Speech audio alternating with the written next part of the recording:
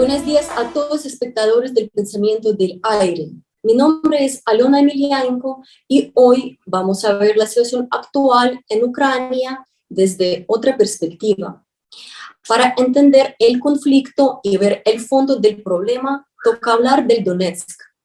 En el pasado es un centro industrial con una importancia estratégica y económica de Ucrania, y hoy es una República Popular de Donetsk controlada y temporalmente ocupada por los rusos. Para todo el mundo, el conflicto ruso-ucraniano empezó en febrero de 2022, cuando el presidente Putin reconoció las repúblicas, las regiones de Donetsk y Lugansk y anunció en televisión el operativo militar en este de Ucrania. Pero solamente los ucranianos y los rusos saben que este conflicto sigue más que 8 años. Es de verdad una guerra civil, una lucha entre el gobierno ucraniano y los opositores prorrusos apoyados militarmente por Moscú. Y hoy en nuestro espacio nosotros vamos a hablar con una ucraniana que fue el testigo de la primera guerra en Donetsk en 2014. Le tocó sobrevivir y vivir esta guerra como una niña de 11 años. Ella se huyó de su ciudad y hoy nos va a contar cómo se ha crecido en un adulto que no se olvida de nada. Le tocó huir de la guerra 2 veces. La primera vez desde su ciudad natal y la segunda vez dejar su país. Su nombre es Eva.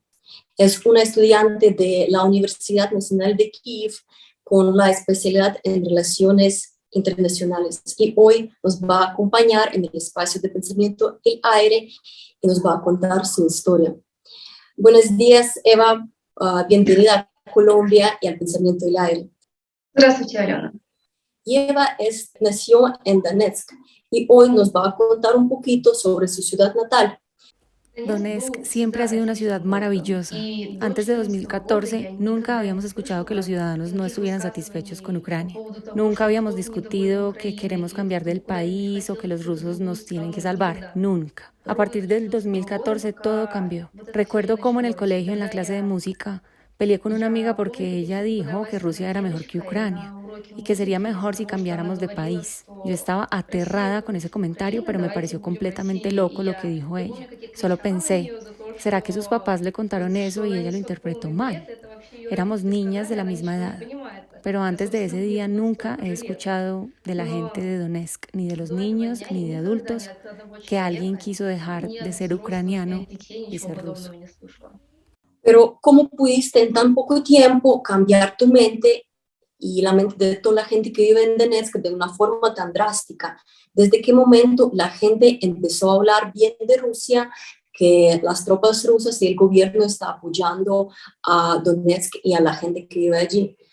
Me temo que la narración de que los rusos están protegiendo a la población de habla rusa en Donetsk había empezado desde hace mucho tiempo. Antes de la guerra en Georgia, si hablamos solo de Donetsk, sin mencionar otras regiones de Ucrania, la retórica por parte del gobierno ruso de protección de los ucranianos de la influencia ucraniana que viven en Donetsk es mucho más reciente, porque lo único que vimos en las noticias en 2014 fue la negación del gobierno ruso de que los soldados rusos ocuparon la ciudad. La información que fue transmitida por las fuentes rusas era de la siguiente manera. Los militares rusos no tienen nada que ver en ese conflicto, son los separatistas y las tropas ucranianas las que están bombardeando a Donetsk. Si lo piensas bien, eso no tiene ningún sentido, porque ¿cómo el país podría bombardearse a sí mismo y a su propia ciudad durante tantos años? Pero a pesar del sentido común, estos años de conflicto militar han hecho su parte. Viviendo en constante tensión y bajo presión, mucha gente empezó a creer en eso. La narrativa de la propaganda rusa de fascismo y nazismo en Ucrania se ha extendido finalmente. Primero, según el Kremlin, los militares rusos ayudaron a los separatistas de Donetsk a lograr su independencia de Kiev. Después, enviar a tropas rusas en misión de pacificación especial a las regiones. Como vemos, al fin de las cuentas, es población civil la que afecta directamente, a pesar de las perspectivas políticas de Rusia o Ucrania. La gente civil está sufriendo el genocidio de verdad en esta ciudad. ¿Y cómo es la situación actual en Donetsk? Durante 8 años había mucho bombardeo de ambos lados en Donetsk. La gente sigue cansada de todas las guerras, pero ¿cómo vive Donetsk en este momento? Mis papás y yo dejamos la ciudad a principio de la Primera Guerra, en 2014, pero toda la familia se quedó en Donetsk. Mi abuela, mi tía y 2 primas mías, una de las cuales ni conozco en persona, pues ella nació hace 2 años y no había forma de ir a conocerla. Después de que nos marchamos, en 2017 fuimos a visitar a mi familia. Realmente me hacía mucha falta mi ciudad natal, pero cuando llegué y vi lo que estaba pasando, tenía miedo de volver a vivir allá.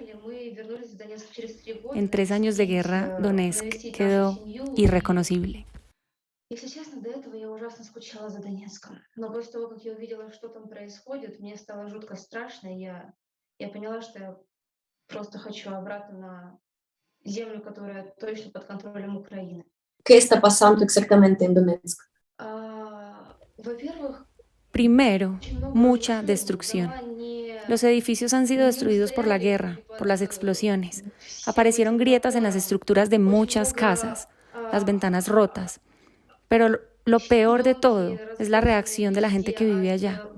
Me encontré con mi mejor amiga de la niñez y lo primero que me dijo fue lo siguiente: no hables en ucraniano o te golpearán. Fue aterrador escuchar eso, pues antes de la guerra había mucha gente que hablaba ucraniano. Por todas partes estaban las banderas de la República de Donetsk, ni una de Ucrania. Pero lo peor de todo fue que nos tocó dormir escuchando los sonidos de explosiones. Desde esa noche detesto la pólvora y cualquier fuego artificial. Es obvio que lo que tocó oír a Eva es una cosa impresionante, porque la gente que sigue viviendo en Donetsk durante 8 años, sufriendo los bombardeos, los cambios políticos, tienen mucho miedo de hablar, de expresar su posición, porque se sienten muy abandonados en el sentido que no saben dónde está su futuro, si es mejor seguir con Ucrania o con Rusia, dónde es la verdad, porque de verdad desde 2015 la moneda oficial en Donetsk es rublo, la televisión es controlada también por los rusos, entonces las noticias que reciben la gente es desde Moscú, desde Kremlin, no tienen otra información, pero hay mucha gente que todavía sigue luchando por sus derechos y quieren seguir con Ucrania. ¿Tu familia sigue viviendo en Donetsk? Sí, la mayor parte de mi familia sigue allá. Como sabemos, hay muchos hombres de la edad de 18 hasta 60 años tienen la edad militar para reunirse con el ejército ruso ucraniano. Y si tus papás o tus hermanos también están en esta guerra. El único pariente masculino que tengo es mi padrastro. Tiene 55 años y hay poca probabilidad de que lo llamen para ir a la guerra. Además está en Kiev. Espero que esté fuera de peligro. Pero los hombres que viven en Donetsk de verdad tienen muchas ganas de entrar las tropas y seguir con esta guerra y proteger su tierra y luchar por su independencia. No, claro que no. Recibí un mensaje de un amigo de Donetsk que me contó que el fenómeno del reclutamiento forzoso se ha dado con fuerza en febrero, antes del inicio de la guerra. En algún momento cerraron la frontera de Donetsk con Ucrania y no dejaron salir a los hombres de la ciudad. Mi amigo quedó asustado porque lo podrían forzar a combatir contra Ucrania y su propio pueblo, y morir por una ideología falsa. Es un intento de destruir un país con las manos de sus propios ciudadanos. Dudo de que alguien quisiera dar su vida desinteresadamente por nada. A mí no me gusta ni idealizar la guerra, ni romantizar la gente que piensa bien de la guerra, porque es obvio que de ambos lados siempre hay mucha propaganda, hay mucha información falsa y hay mucho patriotismo exagerado. Podemos entender que los ucranianos están protegiendo su territorio y les toca participar en esta guerra, pero las tropas rusas que entraron al territorio del otro gobierno, del otro estado, siguen luchando por otras ideas que solamente los rusos pueden entender. Los ucranianos no saben por qué y cómo los rusos les pueden ayudar. Después de todo lo que te tocó vivir en Donetsk, sufrir los bombardeos y los ataques militares, cuando llegaste a Kiev, ¿se ha cambiado tu vida allá? ¿Si estás feliz viviendo en Kiev? Когда мы переехали в Киев, первые года два я вообще не Cuando могла nos прийти в mudamos a себя. Kiev, Постоянно por casi плакала, 2 años no había буквально podido salir привычку adelante. раз в месяц Siempre ходить к lloraba. маме и Se плакать convirtió из-за en того, algo что diario, почему llorar всё sin вот это razón. вот Una зачем, vez al mes как. lloraba en brazos de mi mamá preguntándome И por по el сути в objetivo de esa Донецке guerra, осталась вся моя porque жизнь. no lo Я провела на entendía. военной службе с Además, самого dejé toda mi vida рождения. Там atrás. был Viví домашний 11 años en способ Donetsk, жизни, desde там mi были все мои nacimiento. друзья и знакомые. Dejé todos mis amigos, Когда mi мы переехали familia, в Киев, mi modo de я vida. буквально попала в абсолютно Así que me новую tocó среду, adaptarme al абсолютно nuevo ни с entorno чем, de и Kiev. Un поменялось día me fui a все. visitar a mis parientes en la И aldea. был Entré a такой su момент, casa, когда vi la sala я приехала principal, que no había навестить cambiado en años, y empecé a своих llorar, родственников в porque al parecer село. no todo en la vida Вообще в другой cambia. Me части resultó Украины. familiar. И я увидела Así старый que дом, эту vivía гостиную, unos которая вообще años никак не muy изменилась. difíciles para adaptarme a Я la начала nueva плакать, realidad. потому что, оказывается, Pero después ничего-то hice не amigos, me изменилось. acostumbré a mi Оказывается, nueva такое vida en Kiev y en чувство algún было momento por знакомое. fin me sentí nuevamente feliz. Cuando empezó la guerra civil en Donetsk en 2014, Eva apenas tenía 11 años. Entonces las consecuencias de la guerra son evidentes. Ella sufría los ataques de pánico durante muchos años. No es fácil de olvidar todo, aunque si tienes la edad tan pequeña como tenía Eva, no es fácil. Y además, después de una guerra, tener otra guerra en la misma tierra, pero con diferentes consecuencias, también es un reto. Cuando empezó la guerra en 2022, te tocó huir otra vez escapar los horrores de guerra y encontrar otro lugar para seguir viviendo. Esta vez fue mucho peor, muchísimo peor. Recuerdo cómo el 24 de febrero me desperté con las explosiones a las 5 de la mañana y después las cosas empezaron a ponerse realmente feas. Me sentí físicamente muy mal, palidez, sudoración, taquicardia. Pasé 6 días así. Mi mamá estaba aterrada, nadie fue capaz de tomar la decisión. Los primeros días de la guerra los pasamos en el sótano. Tenía muchas ganas de irme, pero no sabía para dónde. De pronto ir al oeste del país, donde era más seguro. Pero mi mamá no fue capaz de dejar su casa otra vez y escapar de la guerra. Así que pasamos los días y las noches en el sótano, que no era un verdadero búnker. Era peor, no podíamos salir, porque en parte de Kiev escuchábamos los sonidos de tiroteos y del parte de Bucha vimos explosiones. Salir a la calle era demasiado peligroso, pero estar en el sótano del edificio me daba mucho frío. Me ponía de a 2 buzos, 2 pares de medias, un traje de invierno. Me envolvía en la cobija y me moría del frío. Temblaba del frío. A 4 días de sobrevivir, así tomé la decisión de volver a la casa y estar allí. Mi mamá me acompañó y no me dejaba ni un minuto. Llevé 2 sofás para dormir juntas en la sala al lado de la puerta, por si pasaba algo, salir corriendo lo más rápido posible. Pasábamos así noches y días sin dormir, porque fue imposible cerrar los ojos escuchando las explosiones. Mi mamá sufría de ataques de pánico. En algún momento, yo sentí que eso fue todo, el final. Si hemos logrado sobrevivir la primera guerra en Donetsk, esta vez no teníamos ni un chance. Pero después me calmé, encontré tranquilizantes y los di a mi mamá. Nos calmamos y por fin decidimos dejar nuestra segunda casa y huir a la guerra otra vez. Entonces decidimos ir al oeste de Ucrania, acompañadas de los amigos de la familia. Empacamos rápido y nos fuimos. Nos tocó dormir una noche en la ciudad de Vila Tserkva, pero esa precisa noche el bombardeo fue tan intenso que una bomba cayó muy cerca de nuestra casa, así que no fuimos capaces de dormir después. Luego llegamos al oeste de Ucrania y sentimos más protección. Así que mi mamá y yo nos fuimos. Dejamos a mi papá solo en Kiev. Él no quiso dejar su casa, la quiso proteger. Es muy difícil dejar tu casa y salir del país, buscar otras oportunidades, encontrar otro alojamiento, otro país.